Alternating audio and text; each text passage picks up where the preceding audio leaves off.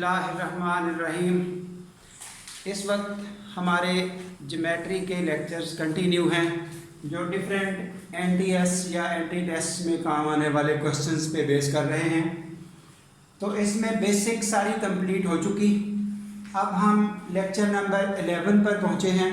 तो इस lecture number 11 में हम वो प्रॉब्लम डिस्कस कर रहे हैं जो एग्ज़ामिनेशंस में मौजूद होते हैं, किस तरह से उन प्रॉब्लम्स को हमने हैंडल करना है। जब बेसिक हमारी क्लियर हो चुकी तो फिर इस तरह के क्वेश्चंस जो टफ टाइम दे रहे होते हैं, हमें अंडरस्टैंडिंग में डिस्टरबेंस क्रिएट कर रहे होते हैं, वो हमने कैसे हैंडल करने हैं। ये फ़िलहाल पेरीमीटर और एरियाज़ के हवाले से ये क्वेश्चंस हैं। ये इंशाल्लाह कंटिन्यू रखेंगे। अभी हमारा अगले 1, 2, 3 लेक्चर्स इसी पर बेस करेंगे, जिसमें हम डिफरेंट क्लासिफिकेशन करते हुए डिफरेंट टाइप्स के प्रॉब्लम ही डिस्कस करेंगे, ताकि बच्चे को ये मसला ना रहे कि अगर पेपर में किसी भी तरीके से क्वेश्चन पूछ लिया जाए तो वो कम अज़ कम बच्चा वहाँ डिस्टर्ब ना हो रहा हो। हाँ जी, इस हवाले से problem involving perimeters and areas. तो पहला question, what's the circumference of circle whose area is 100 pi. जो इससे पिछला लेक्चर गुजरा वहां ये क्वेश्चन था, सर्कमफ्रेंस गिवन था, एरिया बताना है। अब एरिया गिवन है तो सर्कमफ्रेंस बताना है।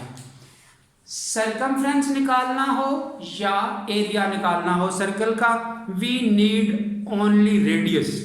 रेडियस निकालें तो आगे पाई आर स्क्वायर एरिया का फार्मूला, 2 पाई आर सर्कमफ्रेंस का फार्मूला, तो आसानी से मैनेजेबल है, सिर्फ रेडियस तक पहुंचना है। हाँ जी, ये एरिया का फार्मूला मौजूद है क्योंकि इस क्वेश्चन में गिवन एरिया है 100 पाई, वो हमने उस एरिया की जगह 100 पाई पुट किया और अगले स्टेप में ये पाई कैंसिल हुआ तो R square equal to 100, R equal to 10। ये आपके पास रेडियस आ चुका। जब रेडियस मिल चुका तो फिर सर्कमफ्रेंस कैलकुलेट करने के लिए once again 2 pi R. So situation आपके सामने है, ये रहा आपके पास सर्कमफ्रेंस या पेरीमीटर ऑफ दैट सर्कल। हाँ जी, अगला क्वेश्चन है, एक सर्कल को इंस्क्राइब किया गया है विदिन ए स्क्वायर। अब स्क्वायर की साइड नहीं बताई, सर्कल का रेडियस नहीं बताया, कुछ नहीं बताया गया, सिर्फ इंफॉर्मेशन इतनी बताई गई है कि उस स्क्वायर का डायगोनल 8 है। कभी कभी डायगोनल डी बता के ही सवाल पूछ लिया जाता है। अब डायगोनल 8 है। जब डायगोनल 8 है, हमसे शेडेड रीजन का एरिया पूछा है और शेडेड रीजन का पेरीमीटर भी पूछा है।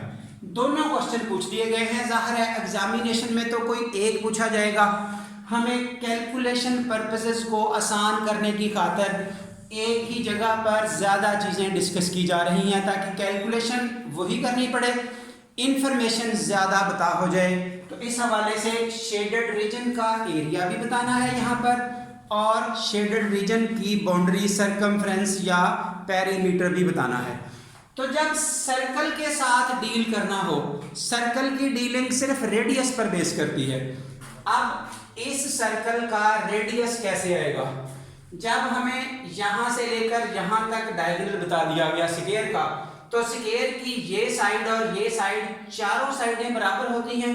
तो इस वक्त किसी एक साइड को हमने एक्स सपोज किया और पाइथागोरस लगाते हुए इस ट्राइंगल में, राइट एंगल ट्राइंगल में, हमने ये देखिए AC डायगोनल 8 है, एक साइड एक्सपोज कर ली।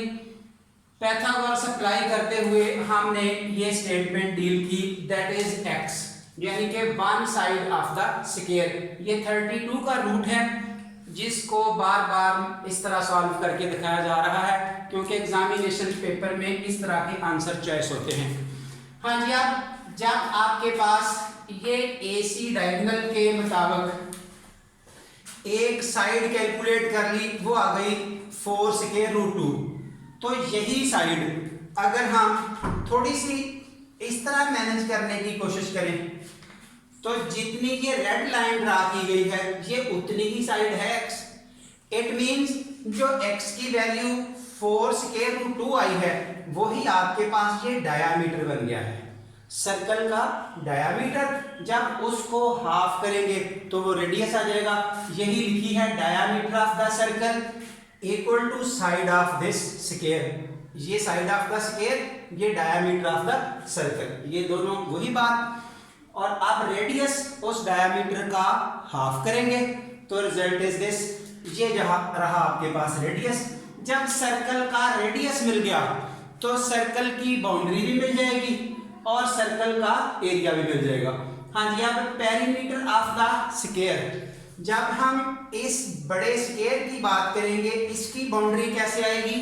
4 multiply by side, 4 multiply by 1 side. तो 1 साइड की वैल्यू है ये 4 अंडर रूट 2 और मिलके ये हो गया 16 स्क्वायर रूट 2।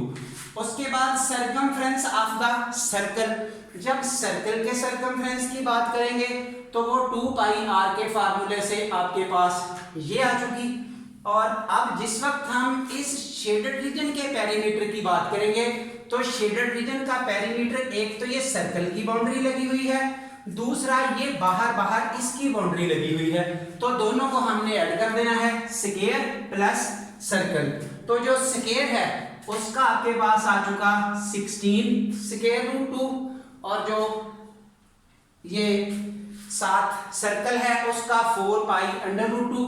और अब यहां पर जब ये 4 यहां से कॉमन करेंगे, 4 अंडर रूट 2 भी साइड पे रह गया तो इस जगह पे आ गया 4 और प्लस पाई।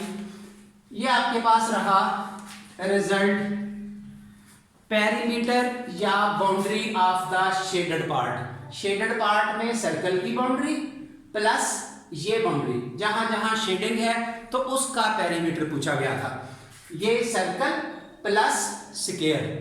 हाँ जी, अब अगली बारी आ रही है एरिया की। शेडेड पार्ट का एरिया बताना है। जिस वक्त हम सर्कल का एरिया कैलकुलेट करेंगे तो ये स्क्वायर का एरिया कैलकुलेट करेंगे बाहर से, तो उसमें ये सर्कल भी साथ शामिल हो जाएगा, शेडेड पार्ट भी साथ शामिल हो जाएगा। जिस वक्त हम सर्कल का कैलकुलेट करेंगे तो सिर्फ ब्लैंक पोर्शन आएगा, ये वाला, तो दोनों का जो डिफरेंस है वो आपके पास शेडेड रीजन रह जाएगा। ये देखिए, area of the circle pi R square के फार्मूला से, और एरिया ऑफ द स्क्वायर, जो स्क्वायर की साइड है वो है 4 स्क्वायर रूट 2, तो ये 4 साइड मल्टीप्लाई बाय साइड, ये होगी कैलकुलेशन 32। और अब शेडेड एरिया कैसे आएगा? स्क्वायर माइनस ये सर्कल, तो स्क्वायर इतना सर्कल इतना। After simplification we have the required result. हाँ जी, उसके बाद ये find the area and perimeter of the red and black. ये देखिए, रेड ब्लैक, यानी कि कभी कभी ऐसे होता है ये आधा हिस्सा छोड़ दिया जाता है, यहां से इस स्टाइल से बस इतने हिस्से की बात होती है, शेडेड ही इतना पोर्शन होता है। तो उस वक्त हमने क्या करना है, ये पूरे का पूरा निकाल के उसको हाफ कर देना है। हाफ मींस 2 हिस्से इधर से खत्म हो गए, 2 हिस्से बच गए। ये एक ब्लैक का बता दिया गया है, इसी तरह रेड का होगा। अगर कहीं ये 3 हिस्से छोड़ दिए जाए तो 1/4 ये बातें पहले भी हो चुकी हैं। हाँ जी, अब एक क्वेश्चन नंबर 4 आगे। इस डायग्राम से हमसे क्वेश्चन पूछा जा रहा है, एक ट्राइंगल को आधे सर्कल में इंस्क्राइब किया गया है। यहाँ फिर से शेडेड पार्ट का एरिया बता दें और शेडेड पार्ट का पेरीमीटर बता दें। जब शेडेड पार्ट का पेरीमीटर बताएंगे तो आधा सर्कल प्लस ये 4 प्लस ये 8, तो ये पेरीमीटर हो जाएगा, बाउंड्री। जब एरिया की बात करेंगे तो हमें आधे सर्कल का एरिया निकालना है माइनस इस ट्राइंगल का एरिया, तो शेडेड रीजन पीछे बचेगा। तो इन दोनों सेंसेस में ये पैथागोरस लगाते हुए इस ABC ट्राइंगल पर ये AC का square equal to perpendicular plus base, ये वर्किंग करते हुए AC की लेंथ आ चुकी। ये A से लेकर जो C तक की लेंथ है वो सर्कल का डायामीटर है। जब उसका हाफ करेंगे यहां से यहां तक, वो सर्कल का रेडियस बनेगा, that is 2/5। Area of the semi circle, यानी कि अब आधे सर्कल का एरिया है, तो आधे सर्कल में क्या करना है, सर्कल का area pi R square divided by 2। ये सॉल्यूशन किया तो 10 पाई आपको मिल गया आधे सर्कल का एरिया। जब आधे सर्कल के एरिया की बात करेंगे उसके बाद ट्राइंगल का एरिया, ट्राइंगल का एरिया होगा 1/2 into base multiply by height.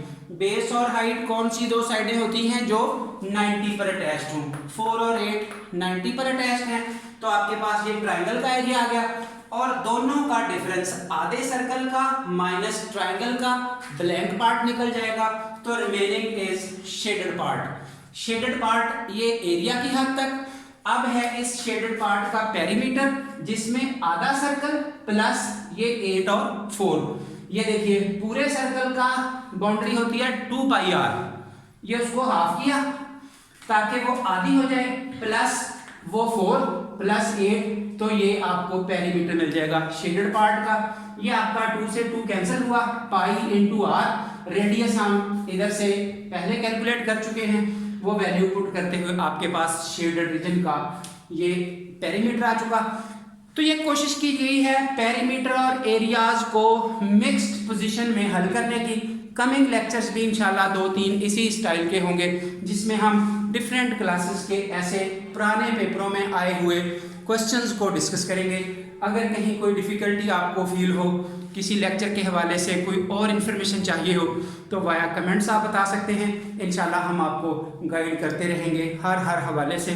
तो जिन दोस्तों को, जिन बच्चों को हमारा लेक्चर पसंद आए, वो हमारे चैनल को सब्सक्राइब ज़रूर करें और आगे दोस्तों को शेयर करें, लाइक करें। Thank you very much.